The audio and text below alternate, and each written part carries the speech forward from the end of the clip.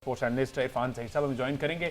अब welcome to both of you ji. बहुत शुक्रिया। भाई पहले ये बांग्लादेश वाला मामला इस पर बात कर लेते हैं। ये जो डायरेक्टर का मुतनाज़िब बयान है, एक तो बांग्लादेश पहले ही बड़े मसले मसाइल में घिरा हुआ था, उन्होंने स्टांस लिया हुआ था अगेंस्ट बीसीसीआई और आईसीसी भी उसका जवाब भी नहीं दे रहा। मीनवाइल उन्होंने अपने घर में ही लड़ाई डाल रही है। तो अब इसको क्या कह सकते हैं, या तो कोई फंडिंग हुई है जिसमें प्लेयर्स और बोर्ड को लड़वा कर ये मामला खत्म करने की कोशिश कर रहे हैं, या फिर वाकई ही गैर जिम्मेदाराना बयान दिया गया है।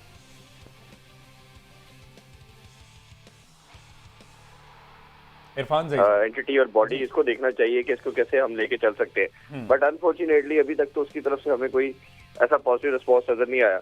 जहाँ तक जो आप बयान की बात कर रहे हैं, ये भी थोड़ा सा अनरीजनेबल कहना चाहिए कि आपको ओब्वियसली आप जब एक इदारे के अंदर, ऑर्गेनाइजेशन के अंदर काम करते हैं या चलते हैं, तो आपको सबको साथ लेके चलना पड़ता है। और जिस तरह की माइंडसेट जो अप्रोच या हटधर्मी भारत की तरफ से नजर आ रही है, खासतौर पे एक प्लेयर को लेके मुस्तफिजुर रहमान के वाले से अगर बात करें कि अगर वो आएगा तो सिक्योरिटी कंसर्न बढ़ जाएंगे, तो ये एक बड़े ही अनरीजनेबल किस्म की बात थी। और दूसरा फिर ये कह देना कि आप एक सर्टेन आपको हम डेजिग्नेटेड कर देते हैं कुछ एरिया या आप ग्राउंड उधर आप मैच खेल सकते हैं, तो फिर आपका मतलब ये है कि आपकी स्टेट की रेट नहीं है कि जो आप अपने ही कंट्री के अंदर सर्टेन एरिया को कह रहे हैं कि इधर आप खेल सकते हैं, दूसरी जगह पे ना जाएं। तो ये कंटेंशन तो इधर से बनती है। और मेरा ख्याल है कि बड़ा एक रीजनेबल और जायज बात की है बांग्लादेश ने। अगर ये बांग्लादेश की तरफ से इनिशिएट नहीं की गई, ये चीज सबसे पहले भारत को सोचनी चाहिए और आईसीसी को सोचनी चाहिए कि प्रॉब्लम बांग्लादेश की तरफ से नहीं आया, भारत की तरफ से आया। उन्होंने एक प्लेयर के हवाले से कंसर्न किया और बात की कि अगर ये आएगा हम टीम से निकाल रहे हैं तो सिक्योरिटी कंसर्न हो सकते हैं। तो स्टार्टिंग पॉइंट जहाँ से आया आपने उसको एड्रेस करना है।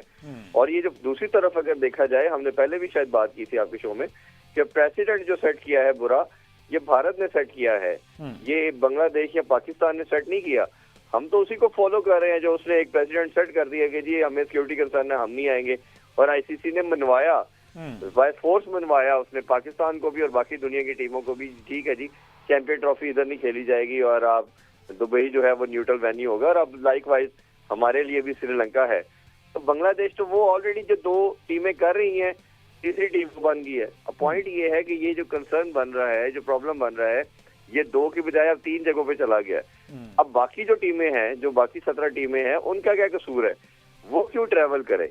आप कभी सोच सकते हैं कि आईसीसी के अलावा कोई भी बॉडी, जैसे फीफा आपने देखा, फीफा वर्ल्ड कप होता है, हॉकी का वर्ल्ड कप होता है, ओलंपिक सबसे बड़ा दुनिया का इवेंट है, कोई प्लेयर, इंडिविजुअल या कोई कंट्री कह सकता है कि जी मैंने फलानी जगह पे जाके नहीं खेलना? वो भाई नहीं खेलना तो तुम घर जाओ। तो ये तो रविश पहले ही आईसीसी ने कायम की भारत के कहने पे।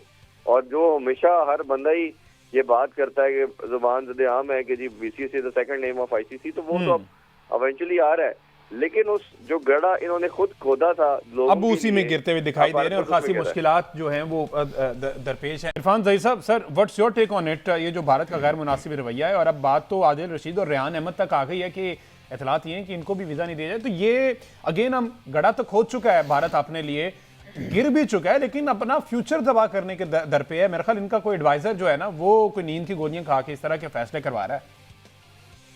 देखिए, इस गेम को जेंटलमैन गेम इसीलिए बोला जाता था कि ये बाकी स्पोर्ट्स से इंटायरली डिफरेंट थी। इसमें सर्टेन डिकोरम रखा जाता था, आपका on the field, out of the field आपका बिहेवियर सिमिलर रहता था।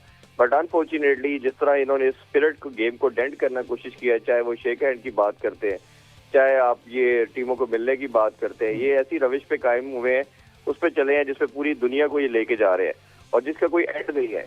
हमेशा आप बात करते हैं कि जी जेंटलमैन स्पिरिट के साथ गेम को खेलना चाहिए। अभी देखे ना आपने बच्चों को क्या मैसेज दिया, जो अंडर 19 के बच्चे थे, आपने उनको भी उसी ट्रैक पे, उसी डगर पे लगा दिया।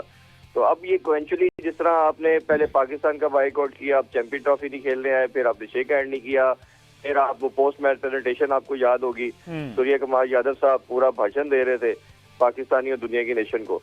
तो आपने किसी भी जगह पे आईसीसी ने उनको एक फुल स्टॉप नहीं लगाया। और फाइन क्या किया जी आपने, वो आपने आप सबके सामने है, वो मजाक से बढ़ के कुछ नहीं है।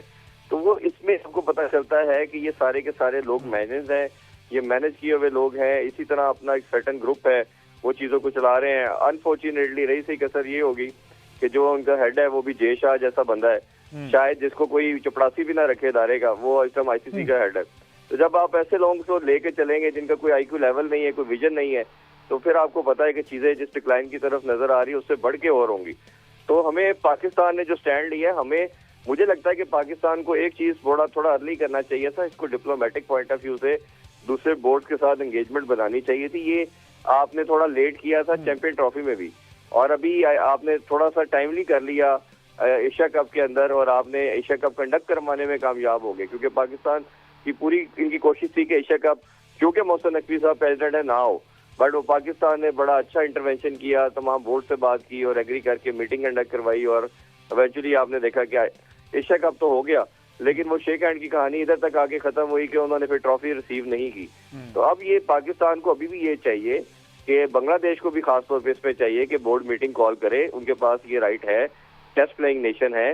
टेस्ट प्लेइंग नेशन जब आके बोर्ड मीटिंग में बात करेंगे तो आई एम प्रीटी श्योर कि आपके साथ ये सीना कंट्रीज हैं, इसमें आपका ऑस्ट्रेलिया भी आएगा, साउथ अफ्रीका भी आएगा, इंग्लैंड आएगा, न्यूजीलैंड, ये बात करेंगे। ये हो नहीं सकता कि ये जो 4-5 बोर्ड है ये जब बात करेंगे तो भारत को अपने घुटने ना टेकने पड़े, ये बिल्कुल पॉसिबल नहीं है।